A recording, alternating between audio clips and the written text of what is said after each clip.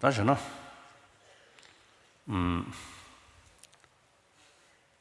제 탐지 좀 보긴 뒤쪽에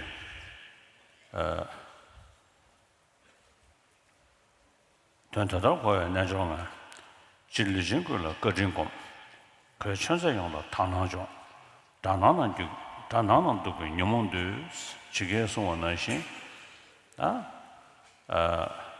말아서다 진주주의네요 아니 제 리젠군이 거진공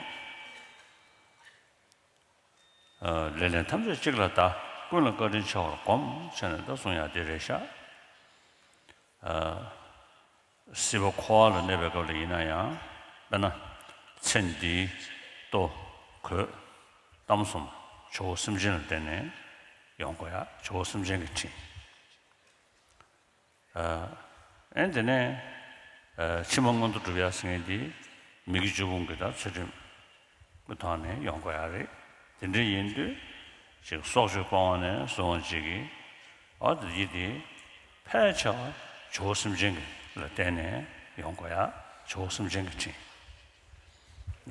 근데 인도 전에 치마 모두 타봐요 조심진이지 다 전에 타봐가 람라버 타봐라버는 무슨 나버숨도 없네 타봐 주고야래 근데 인도다 And then the three trainings also are dependent on the other sentient beings. The first of these is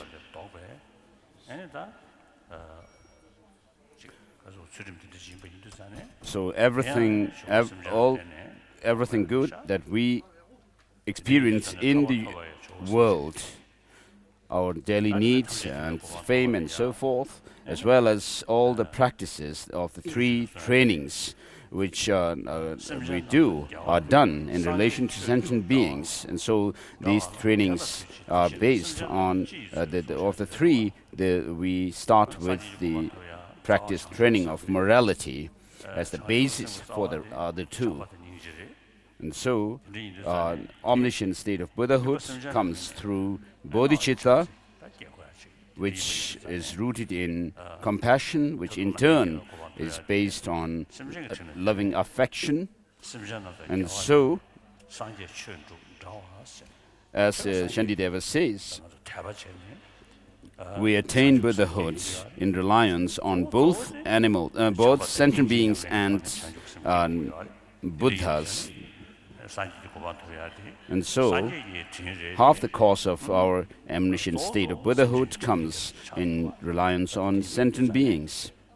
And so our practices of method and skillful means and wisdom come in reliance on sentient beings or in relation to.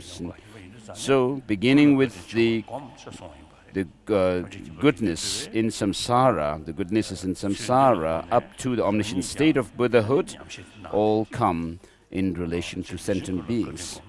And therefore, the first Dalai Lama, having practiced all these paths, that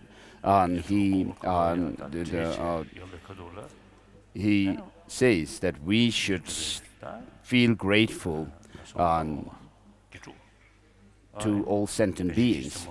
And then his disciples like Benchen Yishitsemo and others, and they said with sadness that now you, the omniscient one, referring to the first Dalai Lama, is now very old.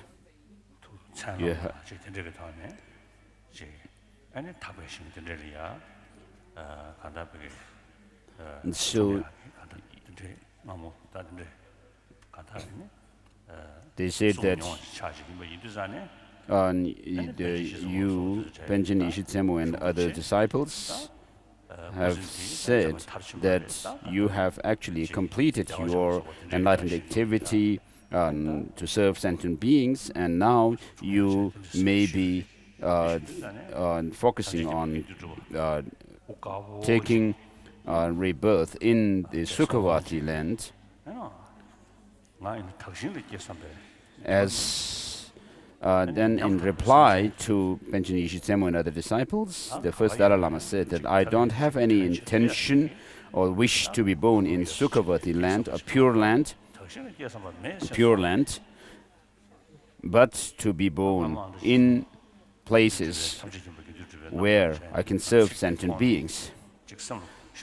So when I read these in the biography of the first Dalai Lama, I really felt inspired and moved by it. And so, as the disciple of Master Tsongkhapa and others, he had all the qualities of a master in terms of scholarship and learnedness, and then nobility and gentleness or humility. And so the first Dalai Lama actually founded the Teshil Himbu Monastery. But then, during the second Dalai Lama's time, he was unable to live in the Teshil Himbu Monastery due to certain circumstances. Although he was there in the beginning, but then he moved to Drepung, and then continued his studies and became abbot of Drepung and Sera monasteries.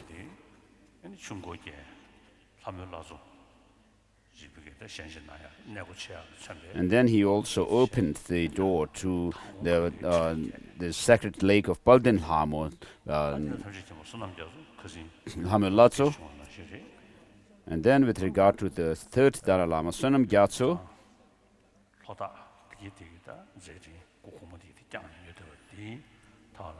so he continued his enlightened activity, continuing with the legacies of the first two Dalai Lamas.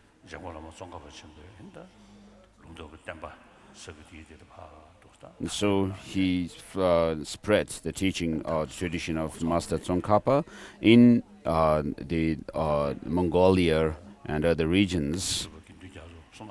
So these three Dalai Lamas, the Gyaltsab, Gyaltsab Gyatso and Sonam Gyatso, are incomparable. And so the first Dalai Lama, as he says, in general, feel the kindness of sentient beings, and particularly have pure vision of all the Dharma practitioners. So, of course, in those days, we don't have so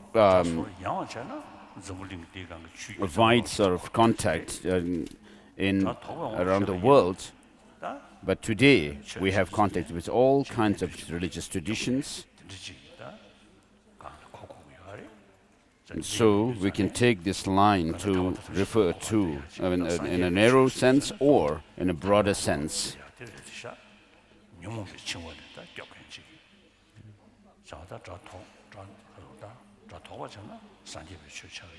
So here, have pure vision or respect for all practitioners of all religions can mean either Buddhist practitioners who practice the path leading to liberation and so forth. But if you take it to within a wider context of the other religious traditions, we can also include the other religious traditions, non-Buddhist traditions as well, by acknowledging that all these religious traditions have been and help and very beneficial to innumerable number of sentient beings. And then with regard to Buddhism, the Tibetan tradition is one which combines both Sutra and Tantra. So all the religious Tibetan Buddhist traditions have both the traditions of Sutra and Tantra. And therefore, it is very important for us to have pure vision of all the practitioners of all these traditions. And then he says, goes on to say that subdue this enemy that is within. So the real enemy is the three poisons and the negative emotions that we have. We should not be negligent about it, but pay attention and to and try to subdue the inner enemies. So this is very important. So I wish to say this. So in order to subdue the negative emotions, we need to know how to do it. And therefore, as Kungdan Rinpoche said, having attained this precious human life and met with the Guru, and having met with the Dharma friends and having heard the teachings, make this life a meaningful one. And so we have been born in a place where the Dharma has spread, Dharma flourishes, and we are taken care of or guided by masters, qualified masters, and we are amongst practitioners, ocean of practitioners of the Dharma. In the beginning, when we came to exile, of course, the only things we were familiar with, the sky and the earth. And so when I left Noble Lenka, I didn't have any other things to carry with me. I brought with me a text of Lamrim Chemo, the great treatise on the stages of the path to enlightenment, by Lama Tsongkhapa, Master Tsongkhapa, and then some of my my shirts, monastic shirts, and I also brought with me the divination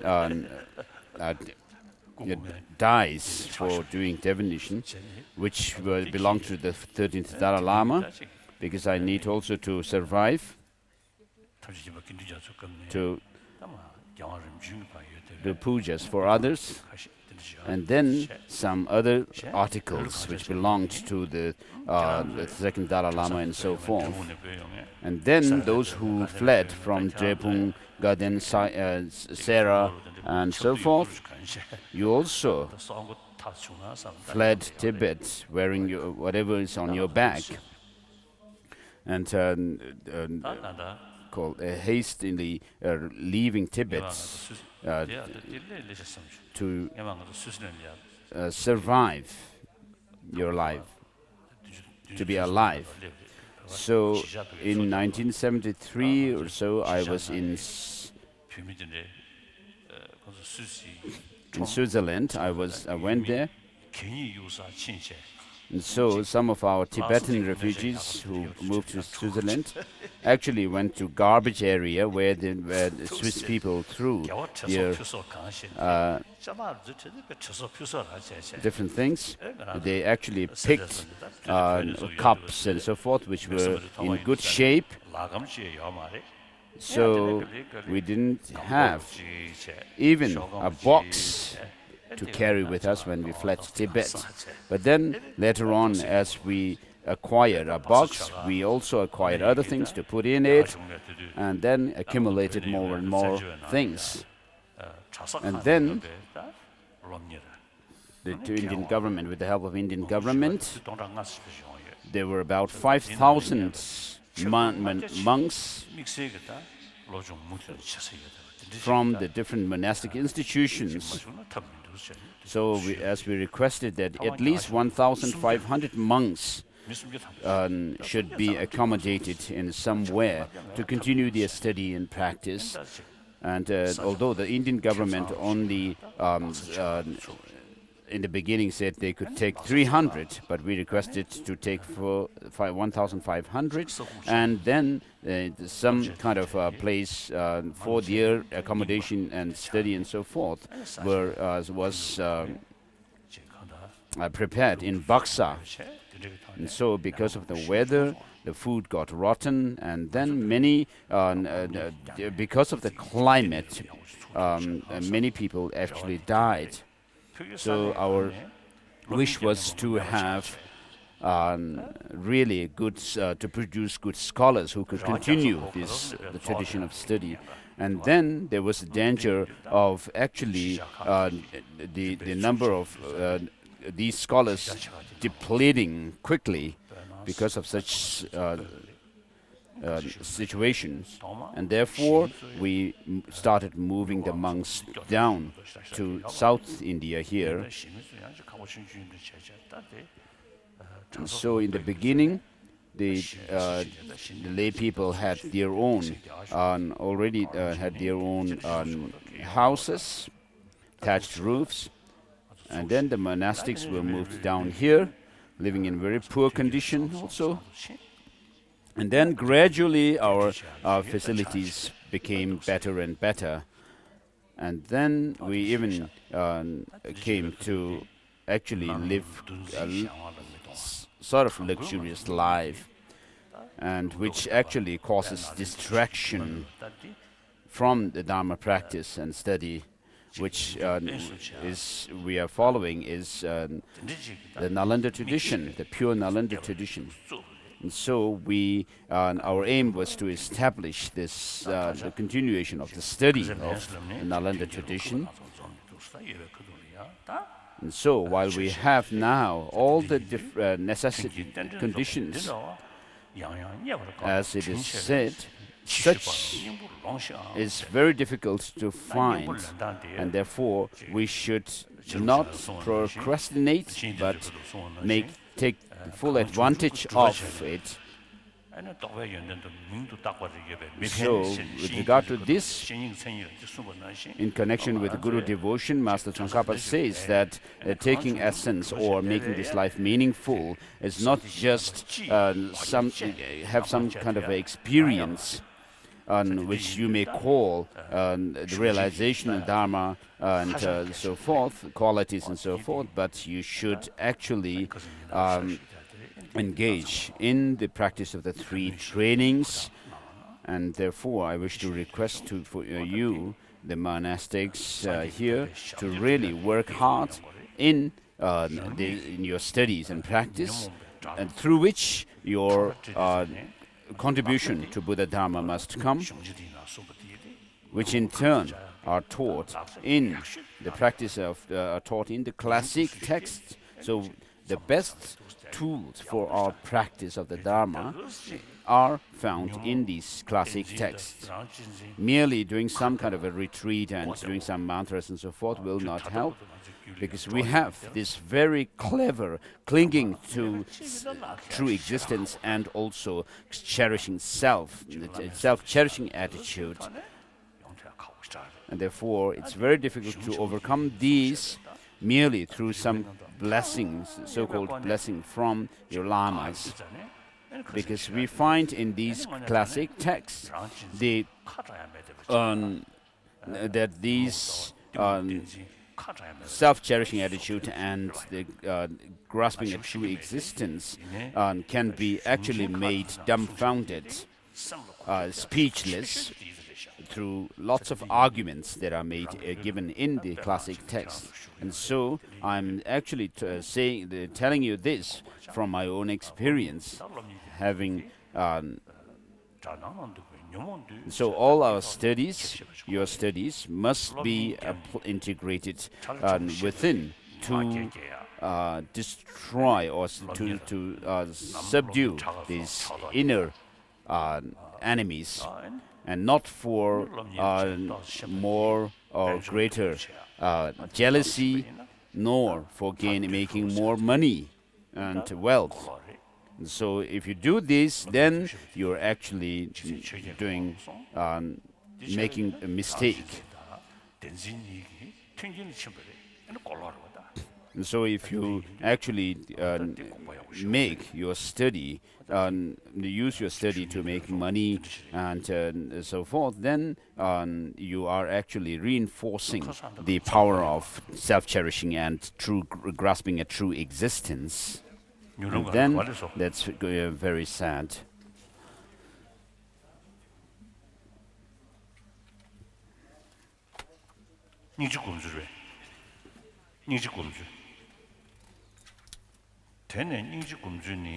So we are on the swift path.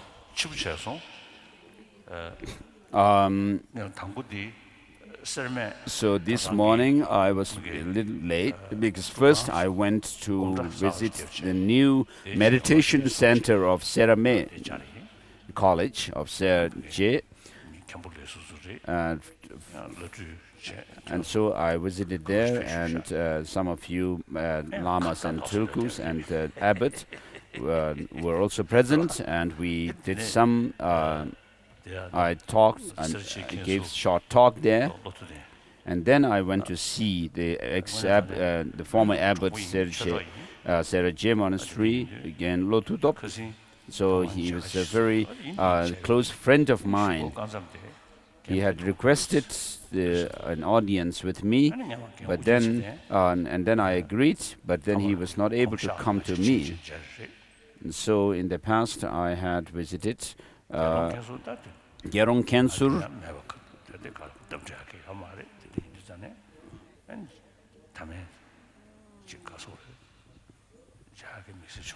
but I couldn't meet Gerong Kensur. But I sent messages to him.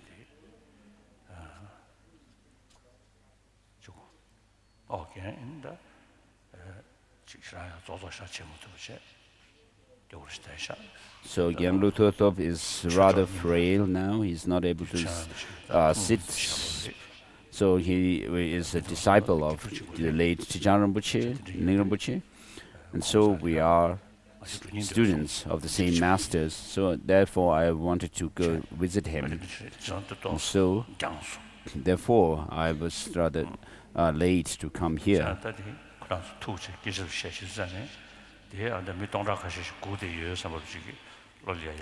So while meeting them, I also felt a little bit and I was also thinking that I have thousands of people waiting for me at the teaching ground.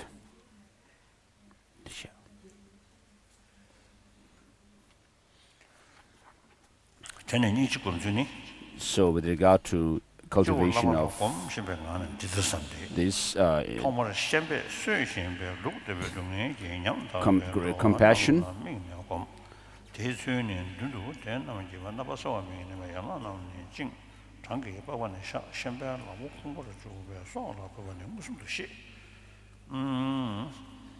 so first of all, imagine your master on your crown, and then within that, while doing this visualization, imagine all sentient beings who are suffering as if they were being led to the slaughterhouse.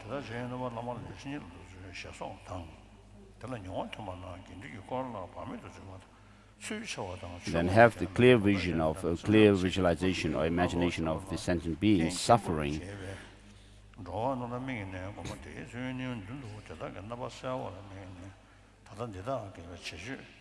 So in the slaughterhouse, that they are their limbs are being chopped off, and then their skin being pulled, and then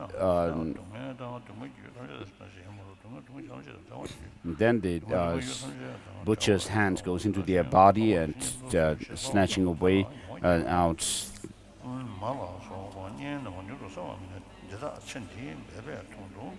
So these are something which we can imagine very clearly happening with regard to animals. And then the animals, when they are being slaughtered, they would actually look up at this butcher, and then have intense suffering. And so make this prayer that may they be spirits free from suffering and its causes, may they be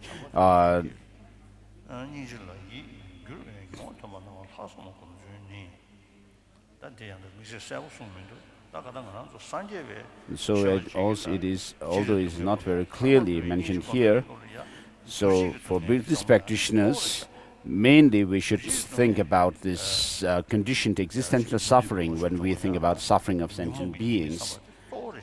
and which is to say that we need to think about the shortcomings or the default of negative emotions, because regarding the first two types of suffering, which are the obvious painful experiences and the changeable sufferings, these maybe even the practitioners of Christianity and so forth may be able to reflect on.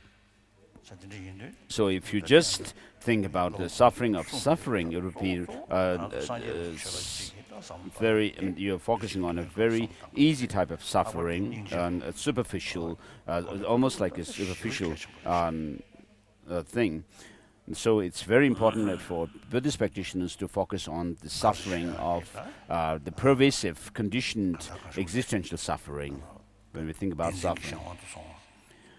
So, being under the influence or overpowered by the true, grasping at true existence, we should think that there is an antidote against it, and any sentient being can actually develop that antidote within them. So while this is the case, the sentient beings are actually, although do not want suffering, they run out of suffering. Although they want happiness, they destroy the cause of happiness as if destroying their enemy. And therefore, you should have use these kind of reasonings to really reinforce your practice of compassion by thinking about this kind of third type of suffering. And therefore, you should think of also liberating all sentient beings from suffering, and especially leading them to the state of omniscience, which is free from the two defilements. So when you think about this, if you ask yourself, do you really have the capacity to free sentient beings from suffering? Of course not. So even the arahats who have reached nirvana do not have the capacity to liberate all sentient beings from suffering. But the Buddha, who has the Buddha has the capacity to do so.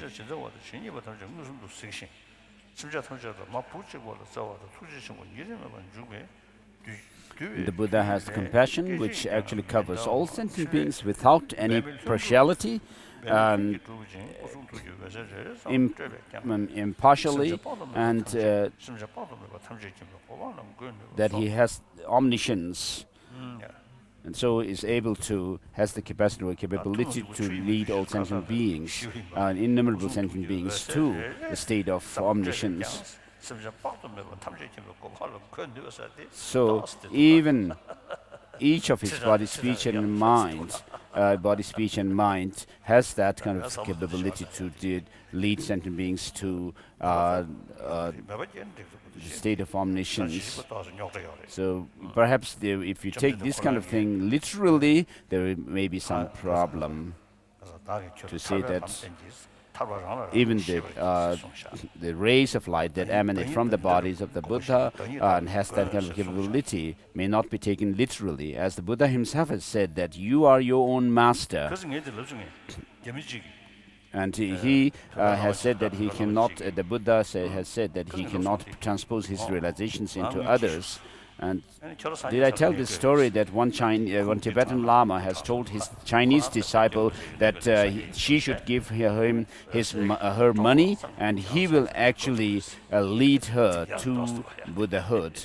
So when this statement here also seems to be similar to that kind of thing, like the rays of light from the Buddha.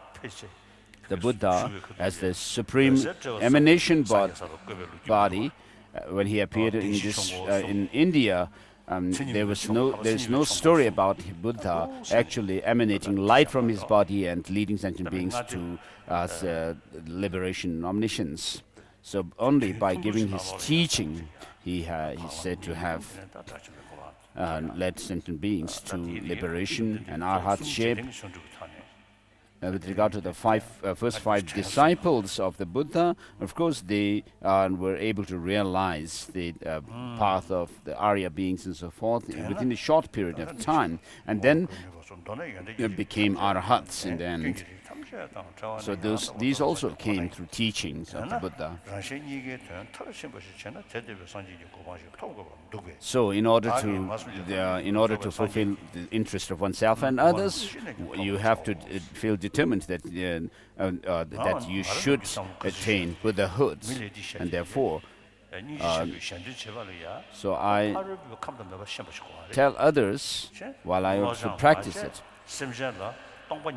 In order to help other sentient beings, you should know their mental capacities or dispositions, because it is said that to those untrained, you cannot teach emptiness right away.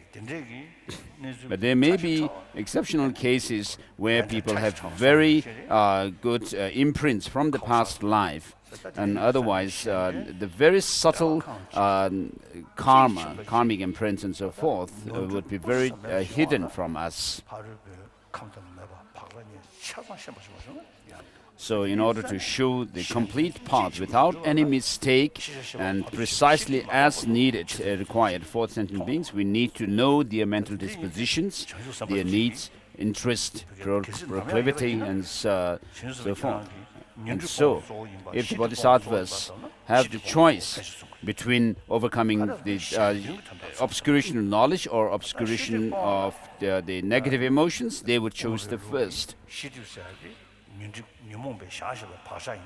Because according to the Madhyamaka tradition, without overcoming the of course, in order to overcome the obscuration of knowledge, according to the Madhyamaka tradition, you cannot do so without having overcome the negative emotions which leave that kind of imprint on the latent potency of them, the obscuration to knowledge. So you may think that there are numerous Buddhas and Bodhisattvas who can actually help sentient beings to become liberated. Why should I engage in the practice of Bodhisattvas? And of course, to answer this, of course, Sada Prarudita, this bodhisattva, actually had visions and also teachings from various Buddhas, but they all prophesied that his main teacher was the Dharmottara, and so he was instructed to go to Guru Dharmottara, the Bodhisattva Dharmottara, because of his karmic connection, special karmic connection with him, because of which, if he relied on the Bodhisattva Dharmottara, then he would be able to have realizations quickly. So, of course, if we have to go back to the beginningless life, then we cannot talk about this sentient being having greater karmic connection with this particular deity or Bodhisattva and Buddha and so forth. But and we have created karmas, special karmas, through which, over time, we may be more have more affinity towards some Buddhas and Bodhisattvas rather than others. So the Buddhas, when they are able to meet with beings who have very strong special connection, karmic connection with them, if they really did something for them, then they were able to help them better. So similarly, it is the case with between the Bodhisattva Sada Prarudita and Bodhisattva Dharmottara. So you should not think that the Buddhas and Bodhisattvas are there to help all sentient beings. Why should I bother to think about other sentient beings? So you should really think about this karmic connection between you and other sentient beings. And because of that, the faster or the quicker you, the sooner you become enlightened Buddha, then the sooner you'll be able to help these sentient beings. And therefore, you should help this, have this determination to become a Buddha for the benefit of all sentient beings, and then seek the blessings of the gurus in order to be able to fulfill that goal.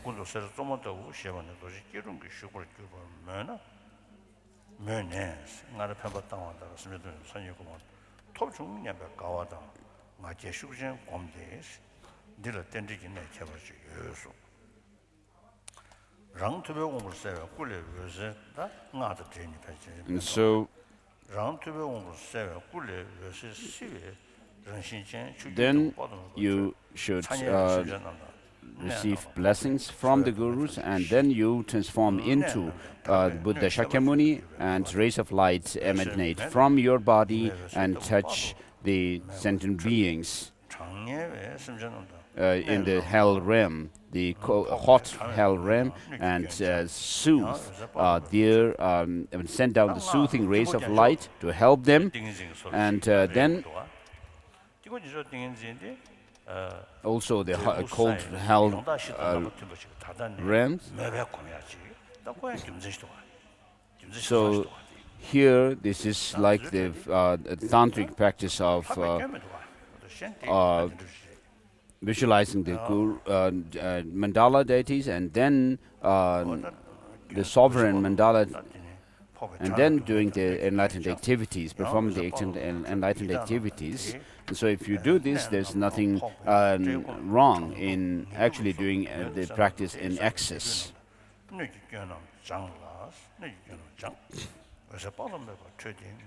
And then you also do the same emanation of light into the other sentient beings, like human beings.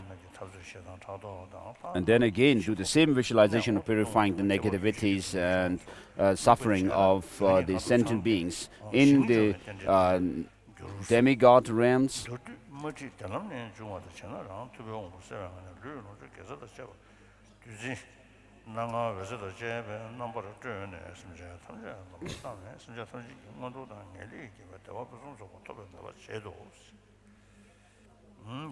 So with these rays of light, imagine all the sufferings of birth, aging, sickness, death, of sentient beings, human beings, and so forth, being purified. So with regard to the conclusion, it is like before, and then during the post-meditation or in-between meditation sessions, and then you should read scriptures teaching loving kindness, compassion, bodhicitta. And then next is the topic on equaling and exchanging self and others. So here, the Bodhisattvacharya Avatara's line, where it says one should actually practice the secret, the holy secret practice, doesn't mean Tantra, but this practice of equalizing and exchanging self and others,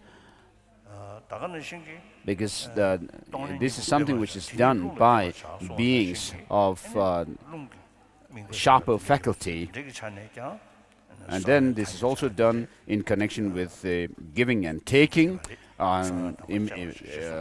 visualizing, sending out your positive energies and so forth to other sentient beings, with the out-breath, and taking in their suffering and negativities with the in-breath. And so, because this is something which is not, which the beings with a duller faculty or are not so apt at being able to do it, and therefore it is called secret practice.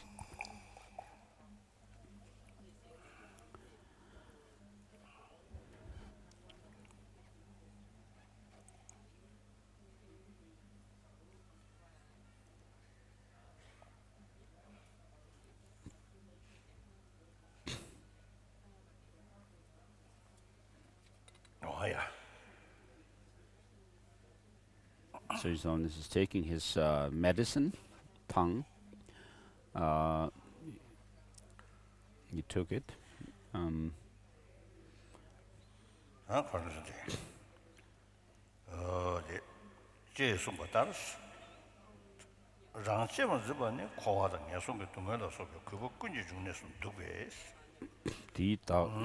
And so here, when we talk about exchanging self and others, you are not actually thinking that you are others and others are you as such, but you are actually switching the two attitudes of cherishing oneself and over cherishing others, and disregarding one's own interest and regarding others' interest more important. And so you make request to your guru again to be able to do this kind of practice. And so by cherishing others, one can become fully enlightened, whereas so far, because of this self-cherishing attitude, I've been left in, I've remained in samsara, unenlightened.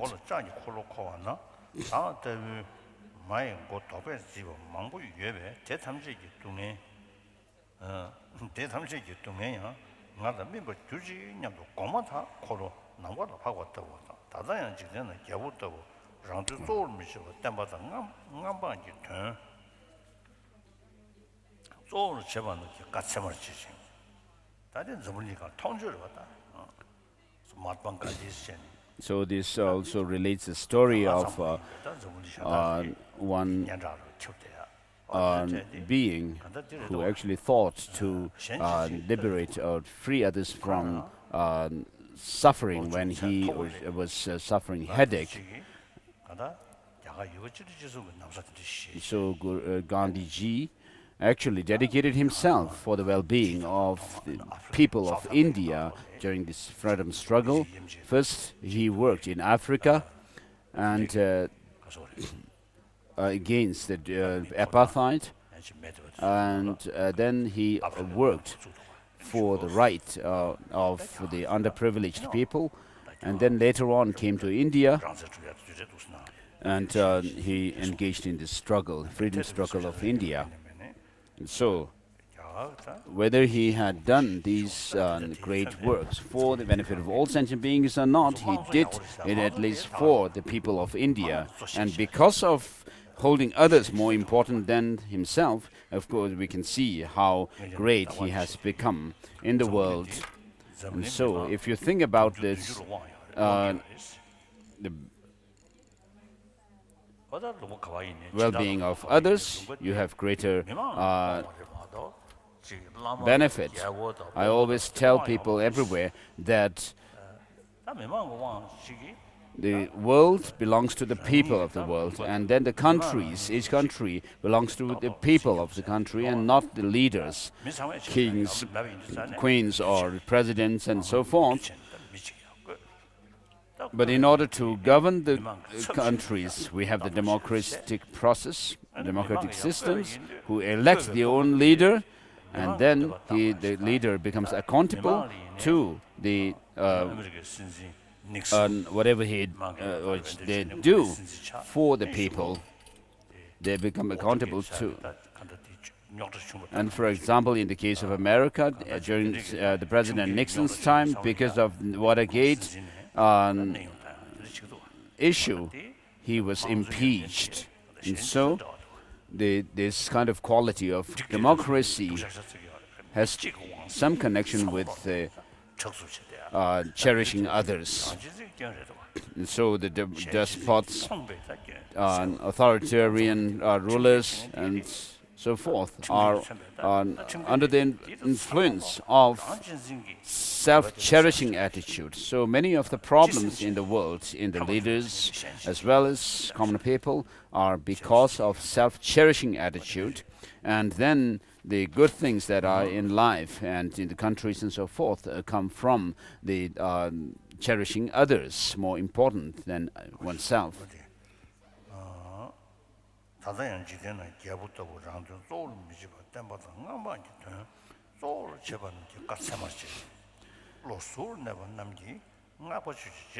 So you should consider as authoritative the words of those who are unbiased. So in Tibet, of course, we didn't have democracy. And so it says that those who are very selfish, and you should actually, people actually talk behind them. And so because we had no democracy, we had to do that. But today we have democracy, so we do not need to hide what we want to say, criticize about our leaders and so forth.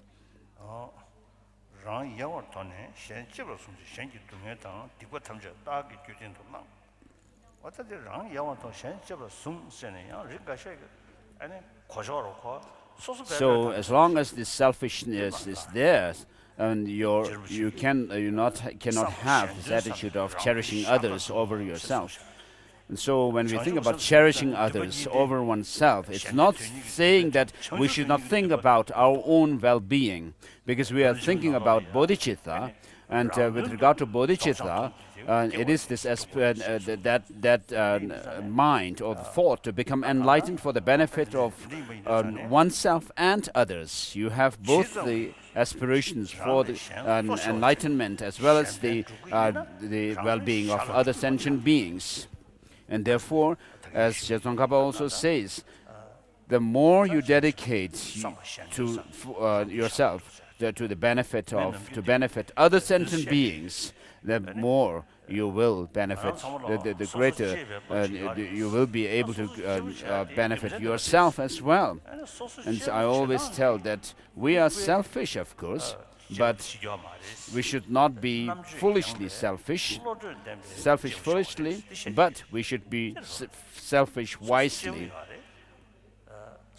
By using our intelligence, we want happiness and joy and health. And if you think about the welfare of others, then you'll be happy and healthy. And on the contrary, if you think only about your own well-being, your own self, then you will not be happy. You will lose your peace of mind, and then you will also suffer in your health. So this is the nectar destroying the death of sentient beings. This is the medicine curing the diseases of sentient beings.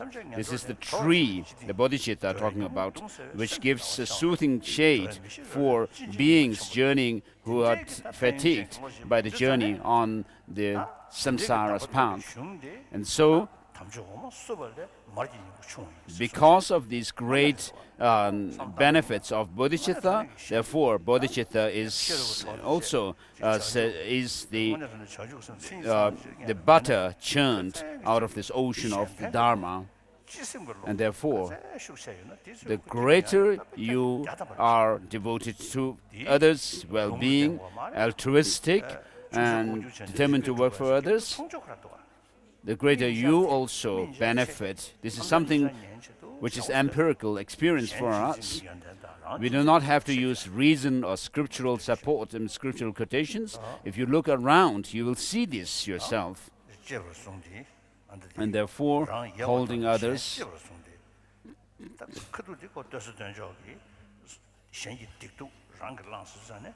so when you talk about taking on these negative actions and the suffering of others and giving out your own virtues and happiness to others, of course, when you consider this and think that whether you have the capability now to be able to serve others infinitely and so forth, of course you will find that you do not have that yet. And therefore you think of becoming a Buddha to benefit all sentient beings, a fully enlightened being. Now we'll switch to the 5th Dalai Lama's text.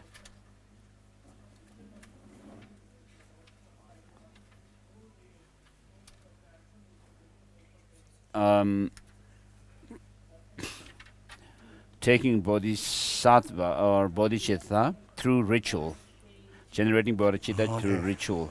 That's the topic. Page.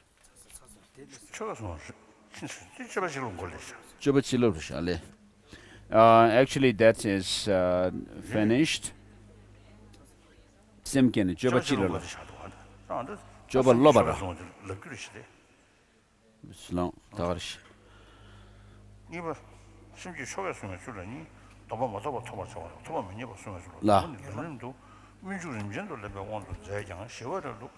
Now we are on the same text, the Benjamin Peltonishis. So taking Buddhist, so Benjamin Sonam Thakpa has some qualm he has raised in some text. So with regards to generating bodhicitta and taking bodhisattva vows, as the text says that you can take it.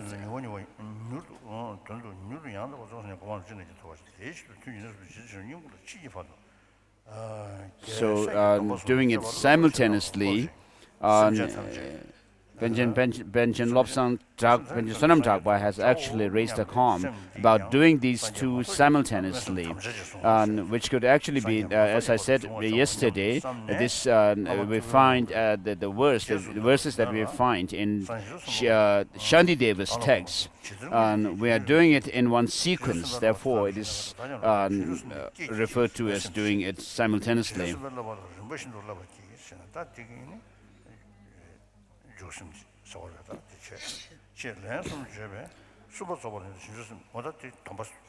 So with regard to these two, generating bodhicitta and taking bodhisattva vows, in the Shantideva's text,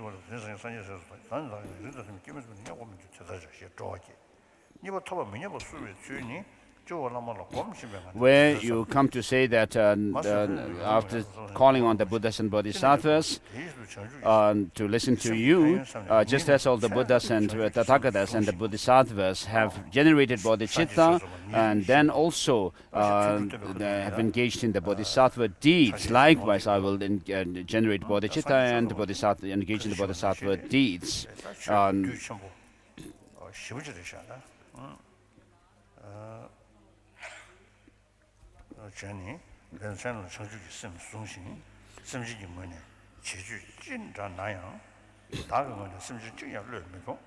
So you say this 3 times and then imagine having received bodhisattva vows, says, and then you say the prayers like feeling delighted for taking the having taken bodhisattva vows, that you have made this life a meaningful one, a fruitful one, and that you have attained an excellent human birth now, and you have been born into the Buddha's as a Buddha's children, into the Buddha's family, and you have become a child of a Buddha, and then now what come what may, I will do whatever is in accordance with this lineage and do nothing to sully or tarnish this noble lineage. And then next is preserving or guarding the bodhisattva vows which you have received. Then here again you imagine the Buddha, your guru deity, on your crown, and then say that may I become a Buddha, a completely enlightened, a fully enlightened Buddha, for the benefit of all sentient beings. And therefore, reflecting on the benefit of the bodhicitta, you should generate bodhicitta 3 times a day and 3 times a night. And then engaging in the bodhisattva practices, having generated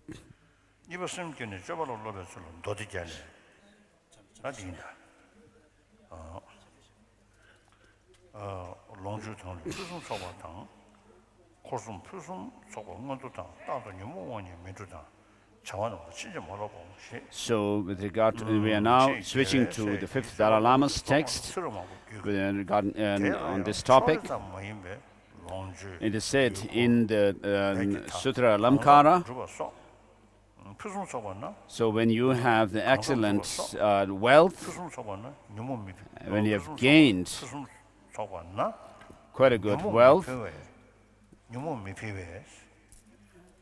so that it doesn't add to increasing your negative emotions, if you actually understand what to discard and what to adopt,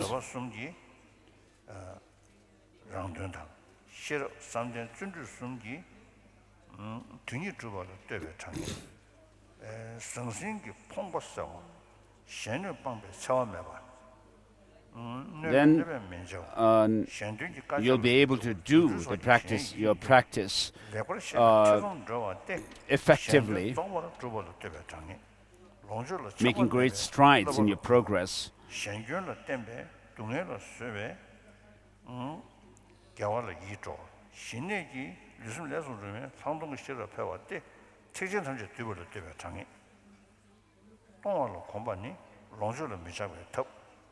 So through the practice of morality, giving morality and patience, you do in this life, you are help. These are practices to help others.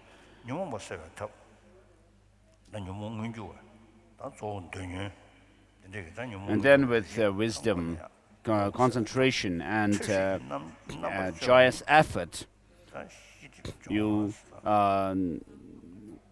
engage in the practice for fulfilling one's own interest, and so in this way, in the context of helping others in interest and interest of oneself, you have the number of the practices as these 6 paramitas.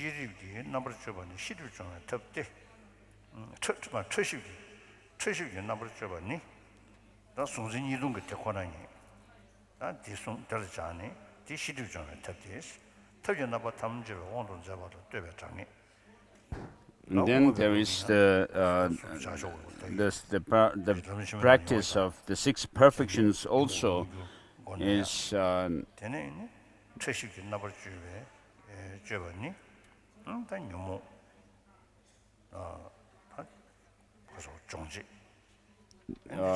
there are 6 perfections with regard to overcoming the negative emotions and the obscuration to knowledge as well.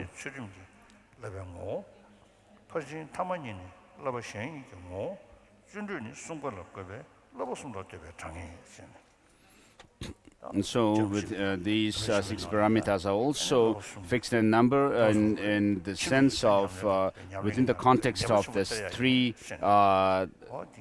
trainings as well. So Rinpoche actually gives commentary to the lines that are found in the Sutra Alamkara with regard to these, the certainty in the number of the paramitas as being 6 in number.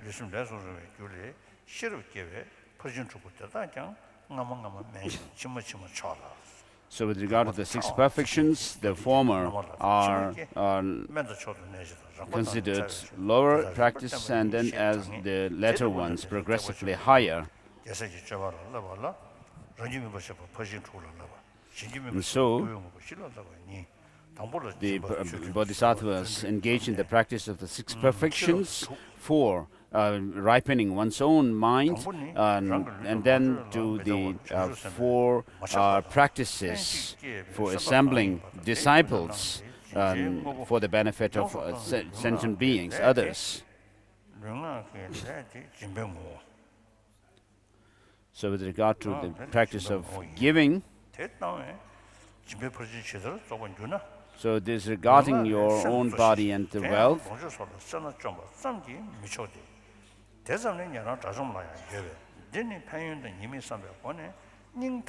So it is this mind which is unattached to one's wealth and body.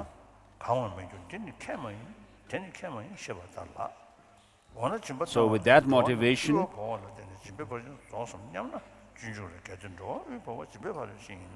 the action of actually giving your body completely on your body speech and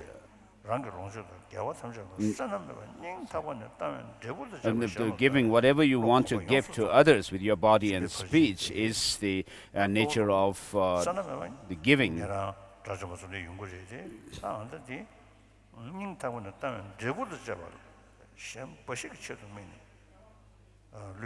So your body, speech,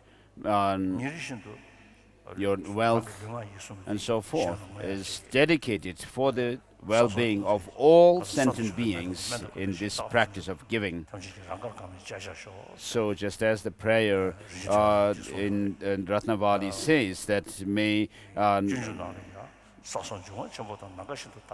all the elements become sustenance for the sentient beings, just as to enjoy as they like.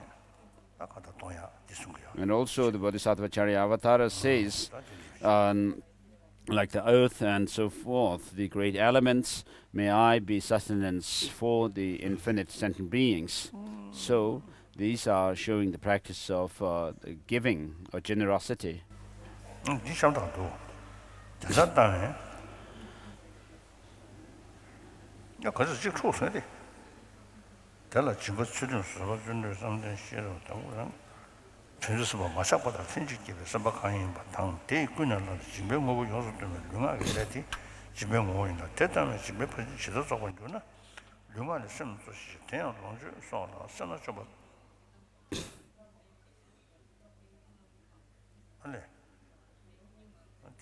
So how do you perfect generosity is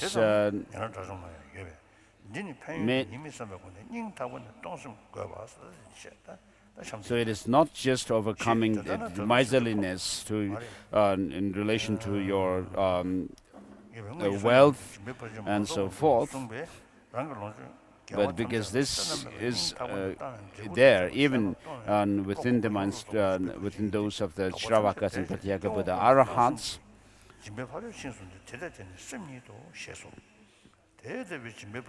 But thinking of the benefit and the faults of not miserliness and so forth, you have this wish to give from the depths of your heart.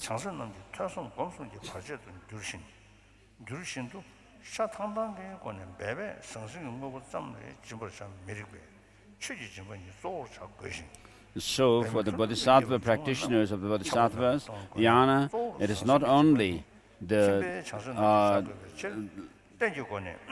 material offerings that you give, but mainly the Dharma, giving Dharma. Because material offerings can be offered by the lay people, but for the monastics, engaging in Bodhisattva practices, it's mainly the giving Dharma.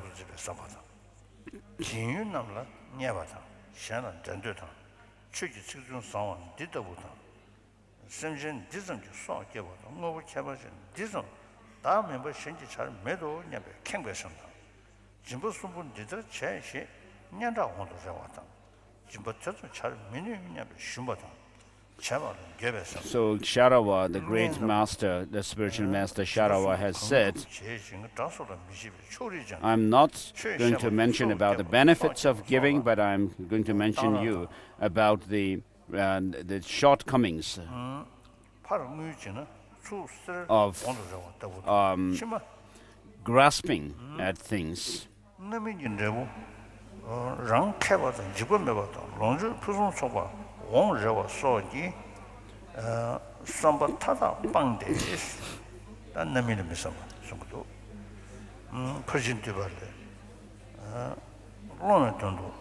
롱롱롱도 르노나 대세대 소배 전주 손에 빼외치 대신 도시 달라 샤세신 계획신인 도시 달라지 들었던 집에 퍼진 저거 저냐 거버려 봐다 당분에 딱이 최장 先这边那个当，到我同时想到当时我因为这在那么多中国营养多，我不能没把当。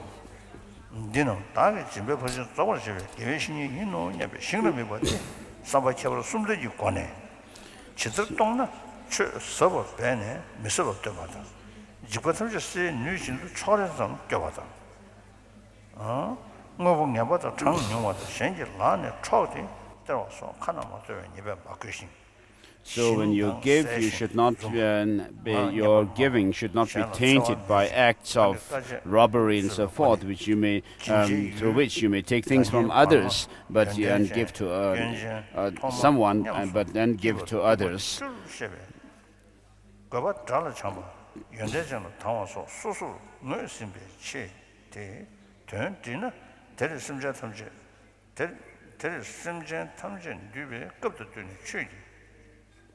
알아 오늘 따르지 급도 뛰니 최기 진번니 대고시 급도 뛰네 세 최기 진번니 대고시 중에 담배주 송로 공제도 잡았다 자체 소소라 소고 투모에 네 소 사선 다르게 권을 게 지들 씹으신 된진 레베신 줄을 주고서 냠바별로다 전에 디다 남기 초선 공수신의 랑신기 된 다시 뭐 주고 주직이 냠도 상신 나도 저 거지 최세배就是경험 생이던데 계획신이는 찰린도 나오. So when you give things to Dharma to others, you should also dedicate that they may be able to realize these teachings.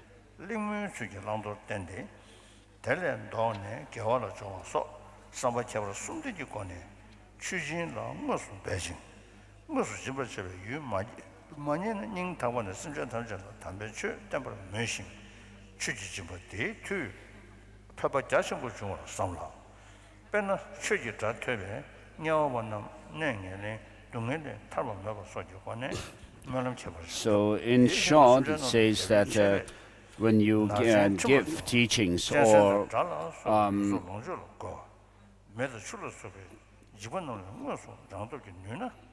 to others teachings pertaining to the scriptures of the basic vehicle and the Mahayana in assembly, in some assembly,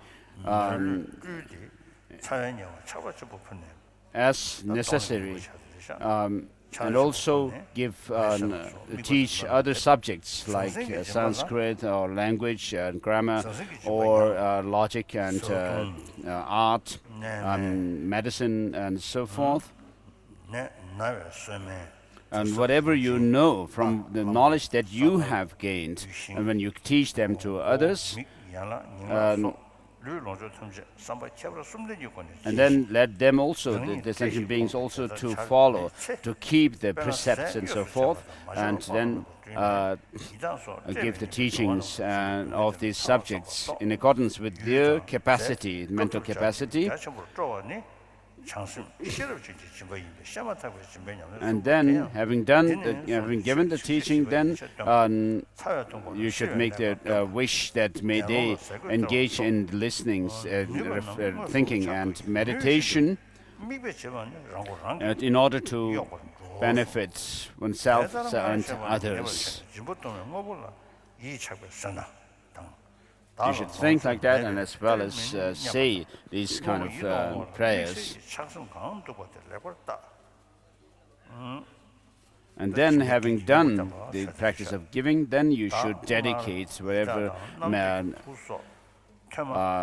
positive energy you may have gained through this, just as it is done in the tradition of the great spiritual masters.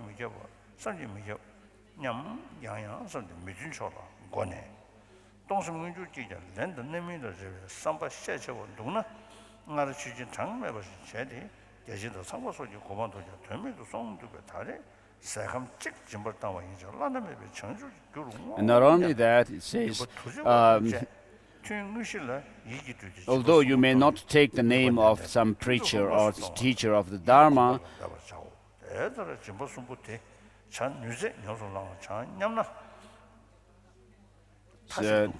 if your friends are at the risk of indulging in negative actions, then you should give teachings in the form of some kind of a casual talk, and then show them what is right and what is wrong. And then turn their attention from the negative ones to the positive practices.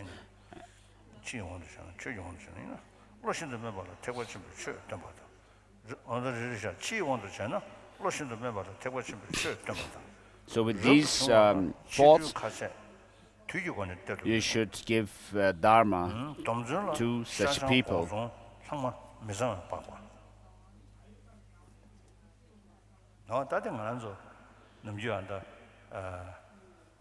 So with regards to vegetarian and taking to vegetarianism and non-vegetarianism, in the Vinaya, there is no abstention.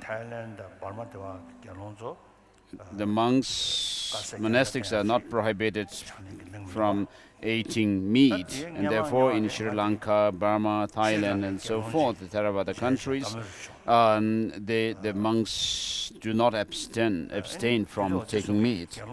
So I met one Sri Lankan monk who told me once, many years ago, that monks do not have any choice over which food they want. They cannot order the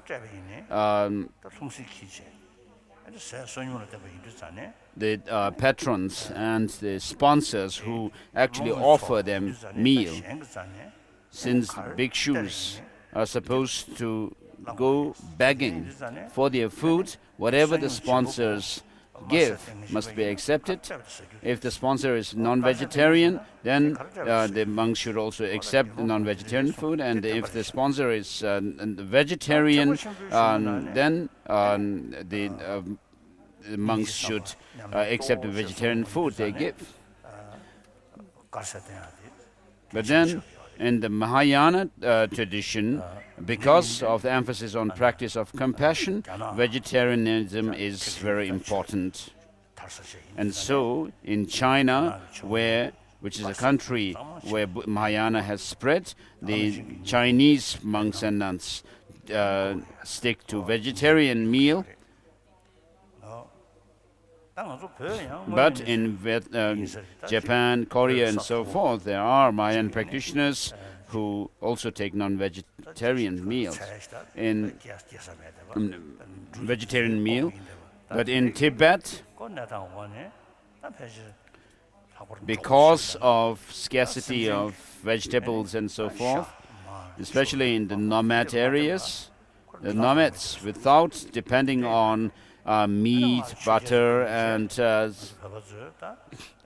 forth, and then traditionally Tibetans have been non-veg.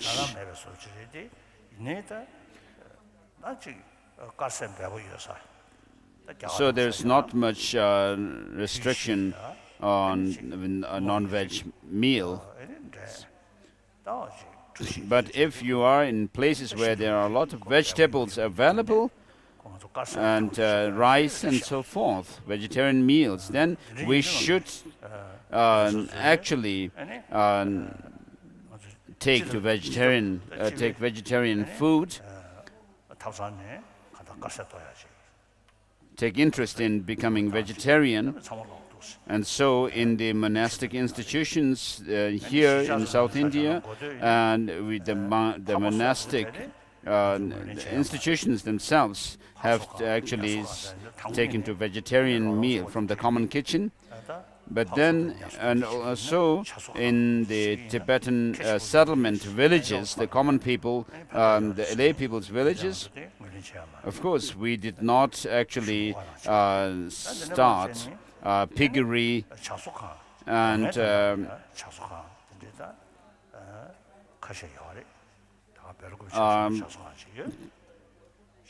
but we started a poultry farm.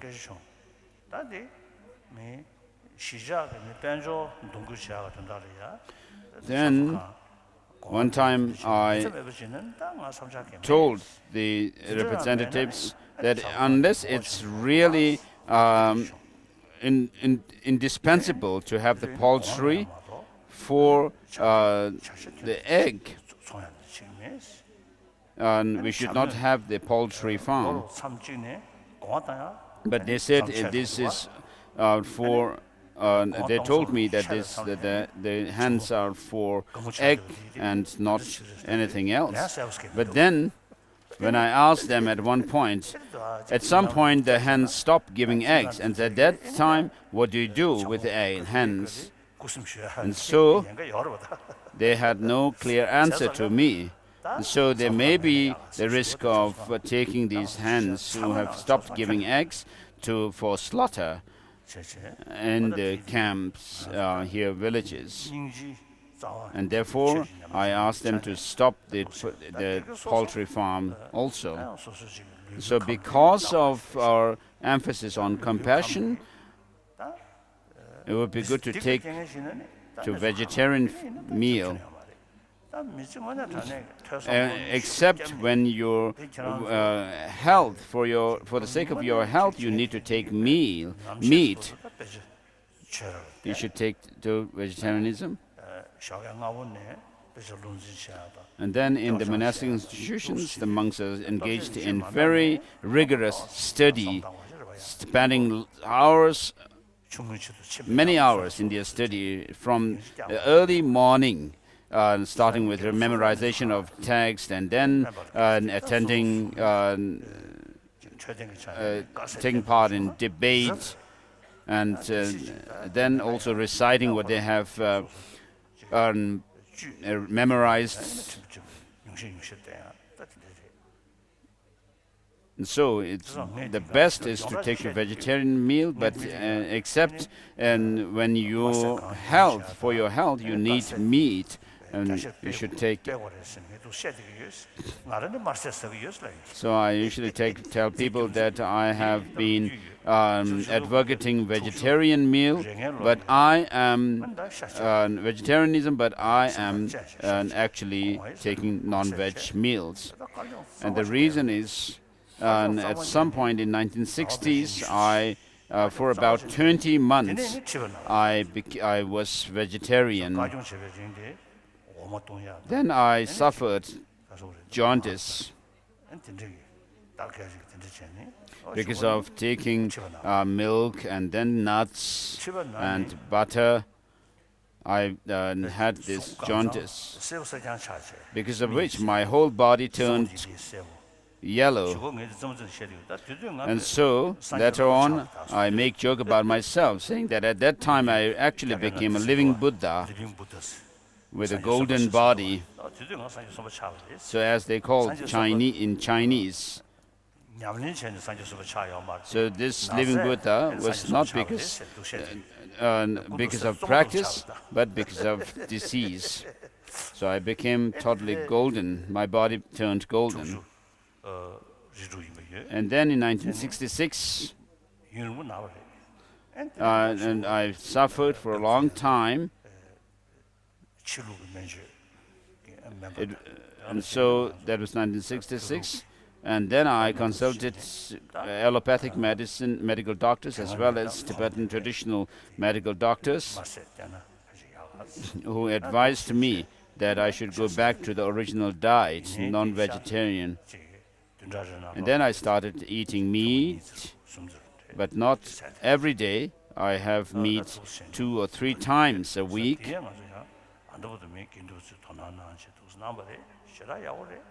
So the monks in our monastic institutions here have taken great interest and actually taken to vegetarianism, which is very good, and also our secular schools have done so. And then in the Western countries, there are people like our teachers, Tibetan teachers, who stick to non-vegetarian meal, but then the students are vegetarian.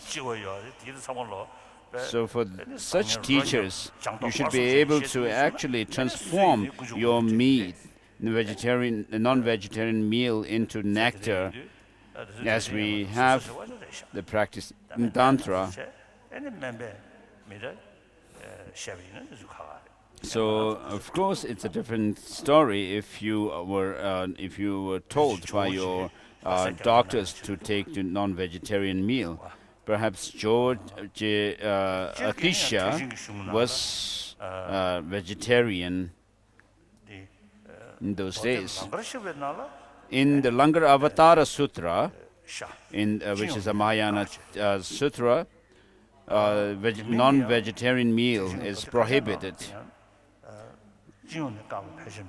in general, but in other Mahayana texts like Mahayana Madhyamaka Sridaya, the heart of Madhyamaka by Bhaviveka, he actually, Bhaviveka actually interprets this prescription of non-vegetarian meal, or prescription of the non-veg. So Kono Lama Rinpoche has told me that in general, the Mahayana sutras do not prohibit eating meat, but there are specific sutras which do. And so this is the point where I wanted to make in relation to this text.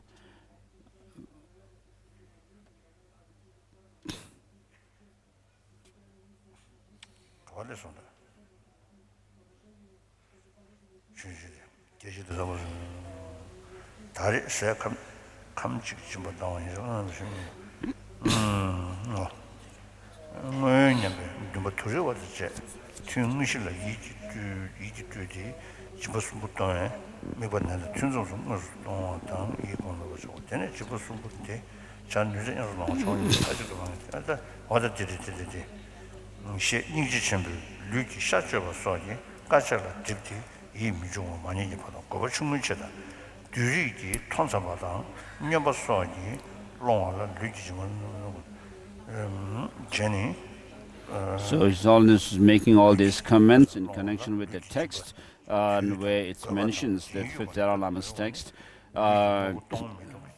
moved by compassion, great compassion,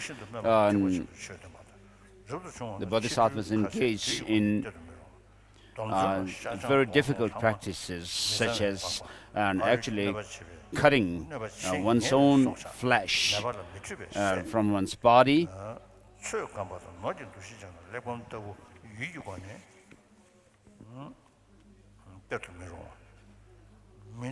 And this is done when they do not actually feel it. They don't feel disillusioned by such difficult practices.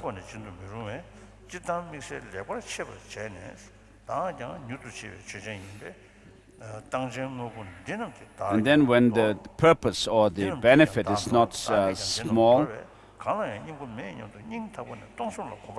or minor,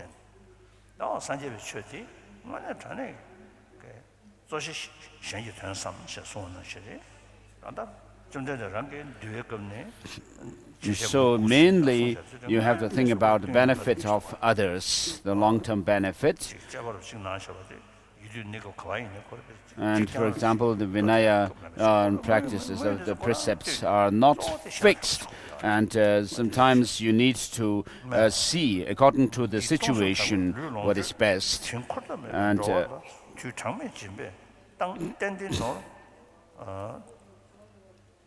그래서 때는 재미 방주. So these are the verses in the middle of the text, or the intermediary verses.